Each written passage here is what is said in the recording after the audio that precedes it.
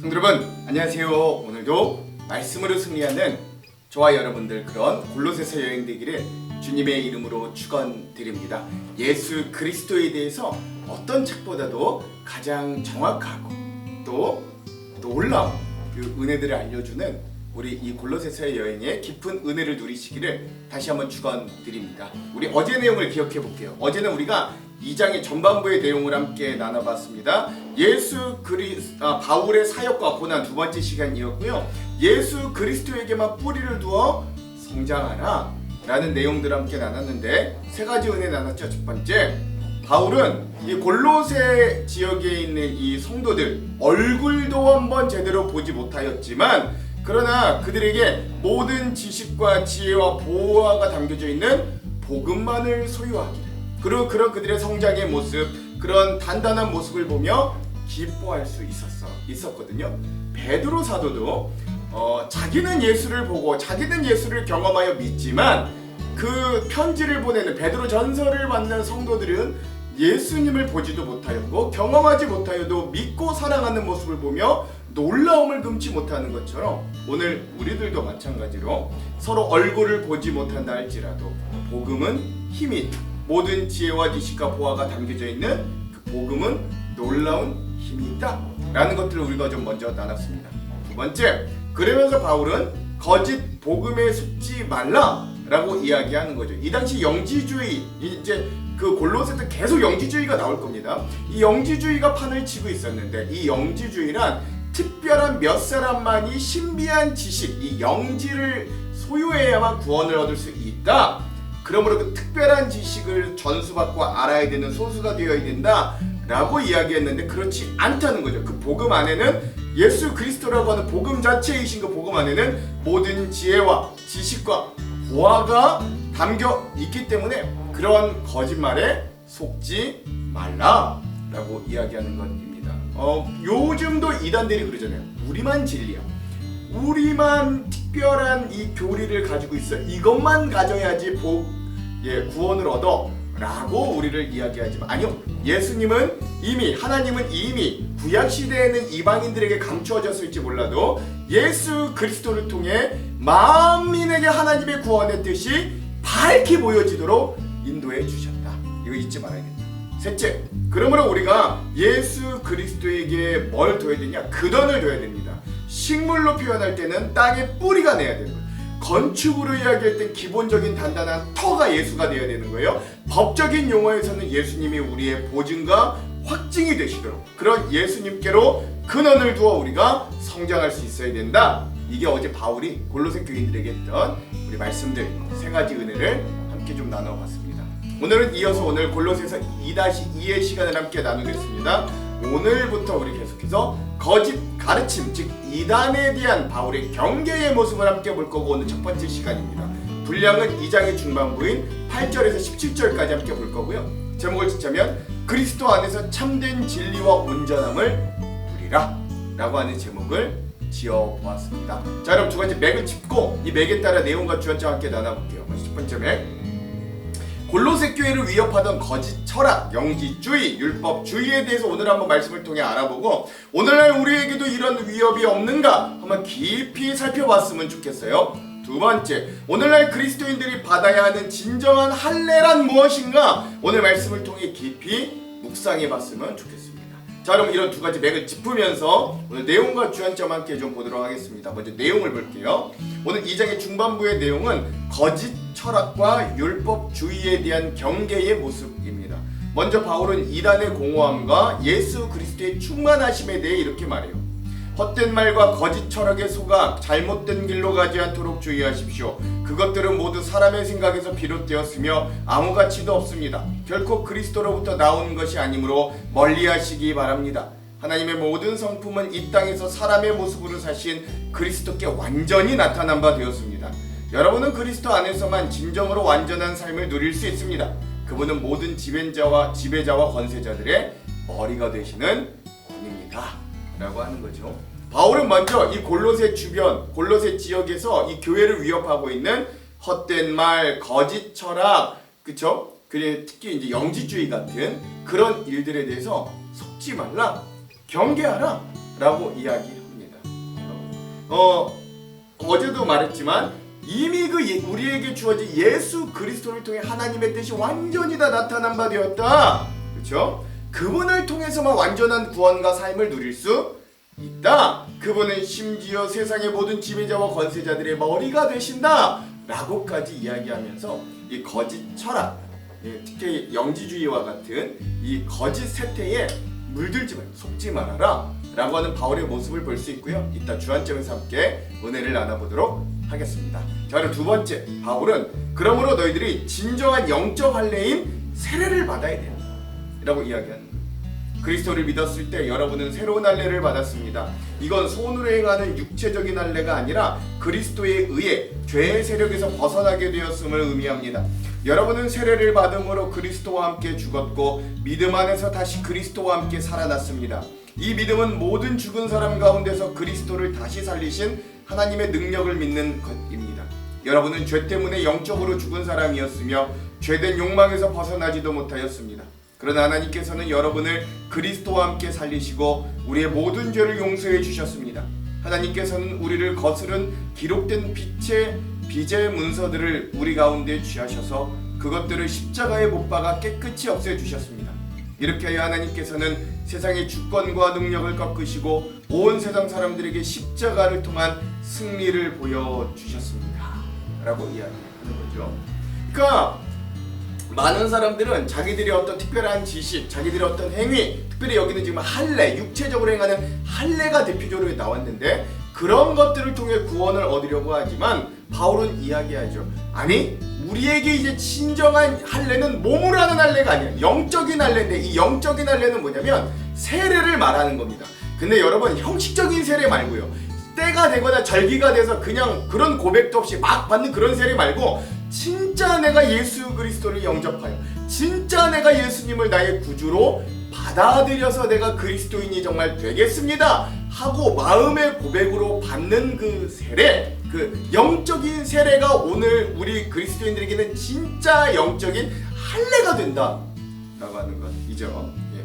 그 할례를 완성하시기 위해 예수님이 어떻게 하셨대요? 십자가에 못 박혀 죽으심으로 그 십자가의 주님이 우리가 죄인되어 심판받아야 마땅하다 라고 하는 그 빚의 증서, 그 법적인 문서를 십자가에 못 박아 없애버리셨다 라고까지 이야기해요. 우리 이 부분도 이따가 우리 주안점에서 함께 나누겠습니다. 마지막으로 바울은 율법주의에 대해서도 그래서 경계합니다. 그러므로 여러분은 먹고 마시는 것이나 명절이나 초하루와 안식일을 지키는 문제에 있어서 사람들의 말에 얽매이지 말기를 바랍니다. 이런 것들은 오실 그리스도를 보여주는 그림자에 불과합니다. 아멘. 그러니까 율법들 먹는 규정, 안식일 규정, 수많은 율법의 규정들에 너희도 얽매이지 말라는 이거는 다시 오실 예수님의 그림자밖에 되죠. 원래 실체는 예수 그리스도가 진짜야 라고 이야기. 율법주의에 빠져서는 안 돼 라고 경계하고 이것도 우리 주안점에서 함께 나눠볼게요. 자, 그럼 오늘 이 부분 골로새서 2장 중반부의 핵심 구절을 한번 나눠보겠습니다. 8절에서 10절. 누가 철학과 헛된 속임수로 너희를 사로잡을까 주의하라. 이것은 사람의 전통과 세상의 초등학문을 따름이요 그리스도를 따름이 아니니라. 그 안에는 신성의 모든 충만이 육체로 거하시고 너희도 그 안에서 충만하여졌으니 그는 모든 통치자와 권세의 머리시라. 아멘.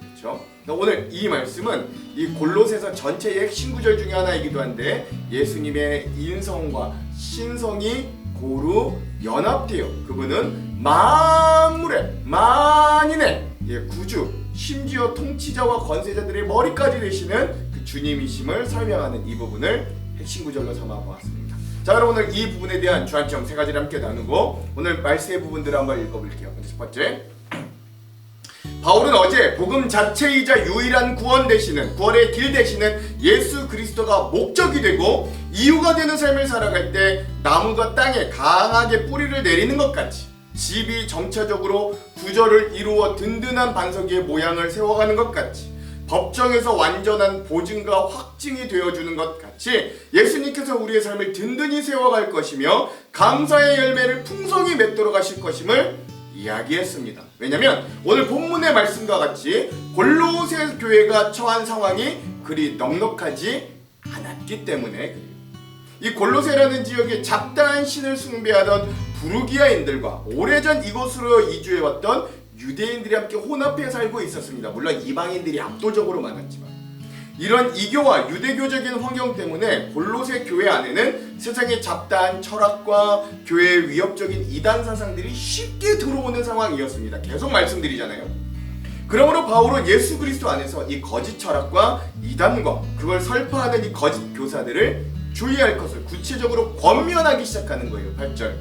누가 철학과 헛된 속임수로 너희를 사로잡을까 주의하라. 이것은 사람의 전통과 세상의 초등학문을 따름이요 그리스도를 따름이 아니니라. 아멘. 그렇죠.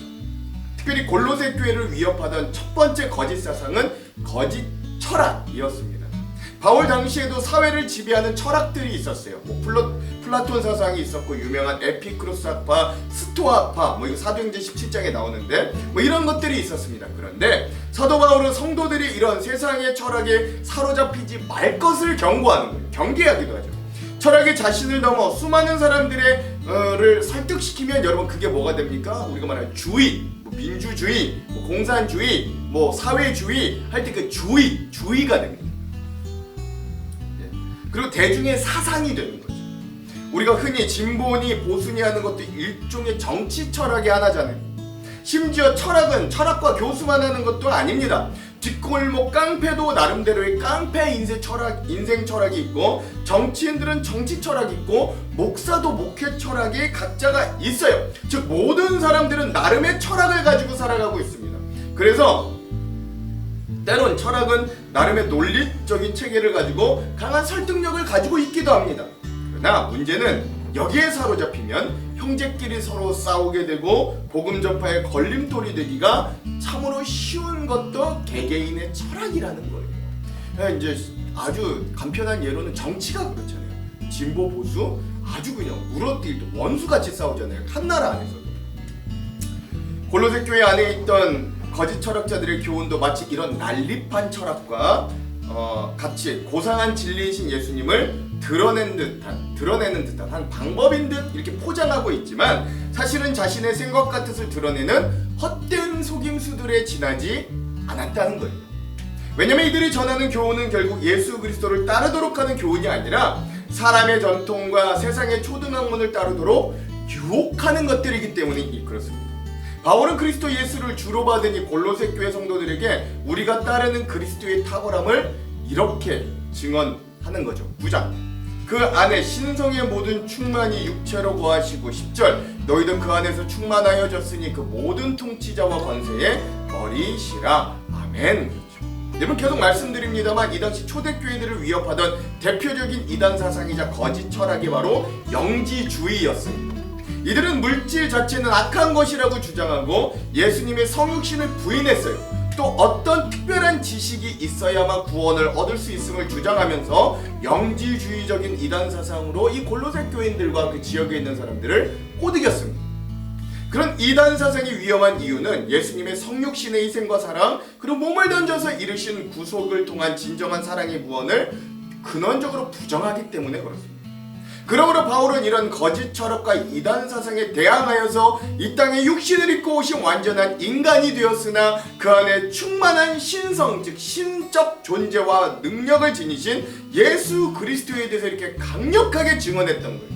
바울은 계속해서 예수님 안에 있는 충만하심을 이야기합니다. 여기서 충만은 잔이 차고 넘칠 정도로 부족함이 없는 상태를 뜻하는 걸 충만이라고 해요. 예수 그리스도께서 참 사람으로 이 땅에 오셨을 뿐만 아니라 그 육체에 하나님의 신성이 부족함 없이 충만히 거함을 증거하는 거예요. 즉 예수 그리스도는 참 사람이실 뿐 아니라 참 하나님 되신다라는 거죠. 더 나아가 예수 그리스도 안에 있는 우리 또한 하나님 관계에 있어서 그리고 구원과 관련되어 부족하거나 결핍된 것이 없는 충만한 상태에 이르렀음을 증언하고 있는 겁니다. 그렇기에 우리에게 예수 그리스도 외에 다른 교훈이나 가르침이 필요하지 않는 거예요. 이미 예수님 안에 구원의 주체이신 하나님이 충만하시니 우린 이미 참 인간 되신 하나님이신 예수 그리스도를 주인으로 영접하고 받아들임으로 말미암아 예수님의 충만을 우리도 충만히 받았습니다. 그렇게 우리에게 예수 그리스도 외에 그 무언가가 더 필요하다고 말하는 세상의 헛된 속임수에 우리의 마음이 사로잡히지 않도록 우리가 주의해야 되는 거예요. 오늘날도 이런 위험성에 빠져있는 신앙인들이 참으로 많습니다. 삶과 믿음이 분리된 신앙생활이 바로 이런 위험에 쉽게 빠져들게 만드는 거죠. 믿음은 믿음 따로 영적인 거고 생활은 생활 따로 육적인 거야. 이렇게 따로 분류해보는 거예요. 그러므로 오늘 우리의 삶이 믿음에 닿도록 애쓰고 힘쓰시는 저와 여러분이 되기를 간절히 소망합니다. 우리의 몸이 결코 의미 없지 않아요. 그 사람의 영적인 상태가 고스란히 우리의 육신으로 드러나게 됩니다. 그러므로 오늘 우리가 사도신경을 통해 우리의 몸이 다시 살 것을 고백한다면 우리는 우리의 몸도 영만큼이나 거룩하도록 힘쓸 수 있어야 돼요. 오늘 그런 경건과 거룩으로 우리의 삶을 채울 수 있는 우리 오늘 하루가 되기를 먼저 간절히 소망합니다. 두 번째, 이런 거짓 철학과 이단의 유혹 속에서도 바울은 예수 그리스도 안에 있는 그리스도인들이 얼마나 온전한 구원을 받았는가 이렇게 증거합니다. 11절 12절 또 그 안에 너희가 손으로 하지 아니한 할례를 받았으니 곧 육의 몸을 받는 것이요 그리스도의 할례니라. 너희가 세례로 그리스도와 함께 장사되고 또 죽은 자들 가운데서 그를 일으키신 하나님의 역사를 믿음으로 말미암아 그 안에서 함께 일으키심을 받았느니라. 아멘. 그렇죠. 바울은 그리스도 안에서 이미 우리가 온전해졌음을 이야기합니다. 그리스도의 할례란, 여기 말하는 이 그리스도의 할례란 예수 그리스도께서 자기의 백성에게 베푸시는 영적인 마음의 할례를 말합니다. 하나님께서 이스라엘 백성들에게 마음의 가죽을 베는 마음의 할례를 이미 예레미야를 통해서도 요청하셨어요. 구약시대부터. 또한 로마서에서 바울은 할례는 마음의 할지니 라고 로마서 2장 29절에 권면했어요. 즉 그리스도인들이 행할 진정한 할례라는 건 예수 그리스도의 죽음과 부활을 믿음으로써 죄에 있는 인간의 본성을 벗어버리고 중생의 거듭남의 씻음과 성령의 새롭게 하심으로 하나님의 자녀가 되었음을 의미하는 것, 그걸 받아들이는 걸 세례라고 하죠. 이것은 믿음으로 받는 세례에서 더 분명해집니다. 그러니까 여러분, 세례는 예수 그리스도와 함께 옛 죄악된 습관에서는 죽어버리고 그리스도와 함께 새 사람으로 일으키심을 받음으로 하나님의 새 가족, 그에 따른 새로운 삶의 방식에 대해 따라서 그렇게 사는 새로운 존재가 되었음을 보여주는 게 세례죠. 바울은 골로새 교회 성도들에게 그들이 믿음으로 받은 세례가 가진 의미를 이렇게 설명해 줌으로써 그들이 예수 그리스도 안에서 이미 온전한 구원을 받았음을 다시 한번 이렇게 상기시켜 줍니다. 13절 또 범죄와 육체의 무할례로 죽었던 너희를 하나님이 그와 함께 살리시고 우리의 모든 죄를 사하시고 아멘. 예수 그리스도 안에 있기 전에 골로새 교회 성도들은 범죄와 육체의 무할례로 죽었던 자들이었습니다. 죄인의 상태가 하나님의 뜻과 법의 범위에서 이미 벗어난 상태를 의미하죠. 육체의 무할례라는 표현은 골로새 교회 성도들이 하나님과 그의 은혜의 언약으로부터 단절되었던 이방인 상태에 처해 있었던 것을 보여주는 거예요. 이게 그냥 육체적으로 이방인이 아니라 영적으로 이방인. 그들은 예수 그리스도를 주로 받기 전에는 할례를 받지 못한 이방인이었을 뿐만 아니라 하나님이 없는 자들이었습니다. 그런데 그들이 예수 그리스도를 듣고 알고 믿음으로 육신으로는 이방인일지라도 참된 할례, 마음의 할례를 받음으로 하나님의 백성이 되었어요. 그러므로 그런 주님의 백성들에게 하나님은 놀라운 은혜와 유익을 베푸시는데 그게 이후에 14절 15절에서 나오거든요. 먼저 14절 우리를 거스르고 불리하게 하는 법조문을 쓴 증서를 지우시고 제하여 버리사 십자가에 못 박으시고 아멘. 그렇습니다. 여기서 우리를 거스르고 불리하게 하는 법조문으로 쓴 증서라고 하는 그 증서가 우리가 범죄한 죄들과 함께 그것 때문에 받아야 될 벌들을 기록한 하나님의 어떤 심판의 문서라고 할 수 있어요. 하나님께서 우리에게 불리한 형벌의 빛, 여기서 빛은 밝은 라이트 빛 아니에요. depth, 그렇죠? 빛 문서를 십자가에 못 박음으로 탕감해 제거해 버리셨어요. 그리스도의 십자가를 통해 우리의 죄를 완전히 청산하시고 다시는 기억하지 않으신다는 걸 알려줍니다. 하나님은 그리스도 안에 있는 우리를 더 이상 정죄하지 않으시는 거예요. 이제 죄에서 자유함을 얻은 거죠. 그것뿐만 아니라 하나님께서 십자가로 우리의 죄의 빚 문서를 지워버렸을 뿐만 아니라 십자가로 또한 승리하게 하셨습니다. 15절 통치자들과 권세들을 무력화하여 드러내어 구경거리로 삼으시고 십자가로 그들을 이기셨느니라. 아멘. 그렇습니다. 여기서 이기셨다는 뜻은 문자적으로 개선행렬 중에 끌고 가다라는 말이라고 해요. 전쟁에서 승리한 후에 그 승리를 축하하기 위해 여러분 옛날에는 개선행진을 했잖아요. 승리의 개선행진 중에는 정복당한 대적들을 무장해제시키고 사람들이 볼 수 있도록 구경거리로 끌고 감으로 승리를 축하하는 세레모니를 했다고 합니다. 하나님께서 십자가에서 우리에게 영적인 참 자유를 주셨고 죄의 백성에서 하나님의 백성이 되게 하셨어요. 승리하신 예수 그리스도 안에 있는 우리에게 그 어떤 대적의 손길도 이제는 유효하지 않다는 사실을 기억하면, 그래서 우리는 이 땅에서 담대하게 살아갈 수 있는 거죠. 예수님께 대적했던 모든 것들은 주님, 우리의 대장 되신 주님이 승리하고 가실 때 뒤에 이렇게 포승줄로 끌려가게 되는 거예요. 이처럼 바울은 골로새 교회 성도들이 거짓 교사들에게 미혹되지 말아야 될 이유를 이렇게 알려주는 거죠. 그것은 골로새 교회 성도들이 이미 그리스도 안에서 구원을, 세례를 받고 구원을 받았기 때문입니다. 그리스도 안에서 이미 충만해졌으며 예수 그리스도 안에서 새 생명과 죄사함을 받았고 승리의 주가 함께 하심을 알기 때문이죠. 더 이상 우리가 받은 구원에 문제가 있거나 부족한 것으로 여기지 않으며 세상의 헛된 속임수에 빠지는 게 아니라, 오늘 우리도 이 부분을 보면서 살아있는 자의 하나님과 동행하며 예수 그리스도 안에서 계속해서 살아가는 우리 모두가 되기를 또한 간절히 소망합니다. 우리도 마음의 할례를 받은 세례자들이잖아요.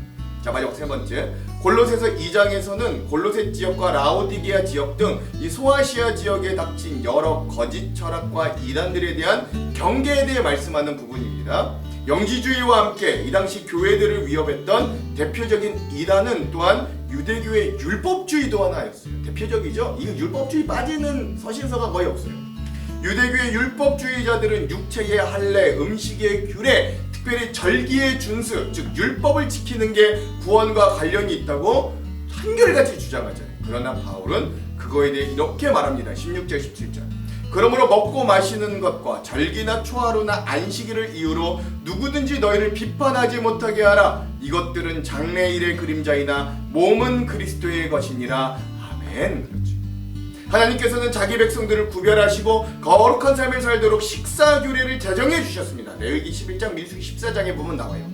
하나님께서 지으신 모든 것은 선하기 때문에 특정 음식이 그 자체로 부정하거나 죄의 요소가 있는 건 아니지만, 하나님께서 이방의 모든 신들과 구별되시기 때문에 자기 백성들에게 구별된 삶을 요청하시기 위해 음식 규정을 만드신 거예요. 또한 자기 백성에게 식사 규례를 제정해 주신 건 하나님의 백성은 떡으로만 사는 게 아니라 하나님의 말씀으로 사는 걸 훈련하기 위해서인 거죠. 또한 절기, 월삭, 안식일로 대표되는 유대 전통의 성일들, 이런 안식일들은 하나님께서 자기 백성들에게 베푸신 은혜를 기억하며 하나님을 예비하며 하나님을 경외하는 삶을 살도록 그 목적으로 제정됐다는 거예요. 이스라엘의 의식법, 또 전통적인 성일들은 하나님께서 자기 백성들에게 행하신 일들과 깊은 관련들이 있습니다. 하나님께서 이스라엘의 하나님이 되어주시고 언약을 주신 그런 복음과 은혜가 먼저이고, 회복된 하나님과의 관계에서 기초한 의식법이 제정되고 율법들이 세분화됐던 거예요. 이 순서를 잊으면 안 됩니다. 하나님께서 만물을 창조하시고 복을 주신 복음이 먼저이고, 그 은혜를 기억하기 위해 안식일이 제정되었고, 이후에 안식일을 잘 지키기 위한 세부 규칙들이 만들어진 거예요. 이 순서를 잘 기억하십시오. 이런 율법의 근본 정신을 잊고 사람들은 율법을 지키는 데에만 매몰되는 실수를 저지르기 쉽습니다.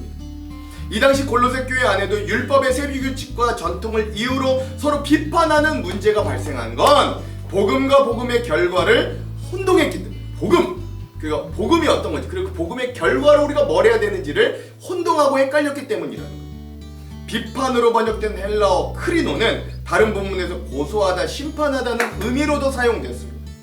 골로새 교회 안에 구원받은 백성답게 잘 살 수 있도록 서로를 격려하고 새로 세워주기 위해 율법, 하나님의 말씀을 준수하기를 요청했던 게 아니라 율법 중수의 정도에 따라 서로를 판단하고 정죄하고 심판했던 일들이 이미 있었다는 거죠. 바울은 골로새 교회가 이와 같은 일들을 멈출 것을 강력하게 요청하고, 교회 안에 율법주의적인 이단 요소를 몰아내야 하는 근거가 바로 예수 그리스도의 복음 안에 있음을 그래서 증거하는 거예요. 예수님은 안식일이 사람을 위하여 있는 것이지 사람이 안식일을 위하여 있는 게 아니라고 말씀하셨어요. 예수님이 직접 말씀하셨어요. 그런 교훈이 인본주의적으로 해석되는 걸 막기 위해 예수님께서는 그러나 본인이 안식일의 주인임도 선포하셨습니다. 마가복음 2장 27절 28절에 보면 나오잖아요. 의식법과 성일은 그리스도의 그림자이기 때문에 언제나 그리스도를 향하고 예수 그리스도를 따라가는 거예요. 의식법과 성일은 신앙에 유익한 것들이지만 그것들의 본래 목적과 방향을 잃어버리면 도리어 복음과 교회를 때론 위협하게 되기도 합니다. 그러나 복음은 우리가 구원을 얻기 위해 실천해야 할 적용이 아니라 우리가 구원하시기 위해 삼위 하나님께서 이미 행하신 것이고 우리가 거기에 응답해야 되는 응답의 영역인 거예요. 기쁜 소식이죠. 우리 중 누구도 특정한 음식을 기준으로 서로를 이렇게 정죄하거나 또는 주일 예배, 교회 주중 기도회, 행사 참여 정도를 근거로 서로의 신앙을 평가하고 비난할 순 없는 겁니다. 믿음이 연약한 자들을 배려하고 개인의 경건과 교회의 덕을 세우기 위해 서로 권면할 때에는 언제나 예수 그리스도의 사랑 안에서 복음으로 격려할 수 있어야 돼요. 비난이나 비판은 안 됩니다. 그러나 한편 율법을 지나치게 강조하고 오용하는 율법주의만큼이나 근데 또 한편 그 반대편으로 반대급부로 율법 폐기론 또한 복음을 왜곡하고 교회를 위협하는 거예요. 예수 그리스도의 그림자인 율법은 언제나 예수 그리스도를 향하게 하기 때문이에요. 즉 우리에게 주신 은혜는 사람의 공덕으로는 결코 이룰 수 없다, 이게 핵심이고 사람이 값을 치를 수 없기에 값없이 은혜로 주셨음을 우리가 항상 은혜로 잊지 말아야 됩니다. 결코 가치가 적어서 값없이 주신 게 아니죠. 공짜여서 값이 없어서 값없이 공짜로 주신 게 아니라는 거예요. 그 십자가의 구원의 의미를 안다면 우린 결코 우리의 공덕을 내세울 수 없고 우리의 잘남과 우리의 행위를 하나님 앞에 드러낼 수 없는 거예요. 사도 바울이 자신을 보고 죄인 중에 죄수이고 괴수 중에 괴수라고 고백하였던 은혜가 바로 거기에 있고 나를 나 되게 하신 유일한 방법도 저 복음밖에 없음을 고백하였습니다. 은혜란 여러분 그런 거예요. 감당할 수 없는 사랑과 은혜로 사람을 변화시키는 것입니다. 오늘 우리가 그런 은혜에 가득 잠기는 자들, 그런 자들이 되기를 또한 주님의 이름으로 축원합니다. 기도할게요. 하나님, 오늘 우리가 명지주의와 율법주의에 빠져 허덕이는 골로새 교인들의 모습들을 보고 또 그것들을 경계하라고 하는 바울의 말씀을 들으며 하나님 우리의 삶에도 이러한 잘못된 행위들이 잘못된 관습과 모습들이 없는가 돌아보기를 원합니다. 오직 예수 그리스도 한 분이면 모든 것이 만족하고 됨을 인정하게 하시고 그 주님만 바라보며 그 주님의 은혜 가운데 거하여 하나님 우리가 사랑의 응답으로 주님의 말씀에 순종하는 귀한 은혜가 여전히 임하도록 함께하여 주시옵소서. 예수님 이름으로 기도합니다. 아멘. 그럼 사랑하는 성도 여러분, 오늘 하루도 말씀으로 승리하십시오. 사랑하고 축복합니다. 화이팅! 누가 철학과 헛된 속임수로 너희를 사로잡을까 주의하라. 이것은 사람의 전통과 세상의 초등학문을 따르며 그리스도를 따름이 아니니라. 그 안에는 신성의 모든 충만이 육체로 거하시고 너희도 그 안에서 충만하여졌으니 그는 모든 통치자와 권세의 머리시라. 또 그 안에서 너희가 손으로 하지 아니한 할례를 받았으니 곧 육의 몸을 벗는 것이요 그리스도의 할례니라. 너희가 세례로 그리스도와 함께 장사되고 또 죽은 자들 가운데서 그를 일으키신 하나님의 역사를 믿음으로 말미암아 그 안에서 함께 일으키심을 받았느니라. 또 범죄와 육체의 무할례로 죽었던 너희를 하나님이 그와 함께 살리시고 우리의 모든 죄를 사하시고 우리를 거스르고 불리하게 하는 법조문으로 쓴 증서를 지우시고 제하여 버리사 십자가에 못 박으시고 통치자들과 권세들을 무력하여 드러내어 구경거리로 삼으시고 십자가로 그들을 이기셨느니라. 그러므로 먹고 마시는 것과 절기나 초하루나 안식일을 이유로 누구든지 너희를 비판하지 못하게 하라. 이것들은 장래일의 그림자이나 몸은 그리스도의 것이니라.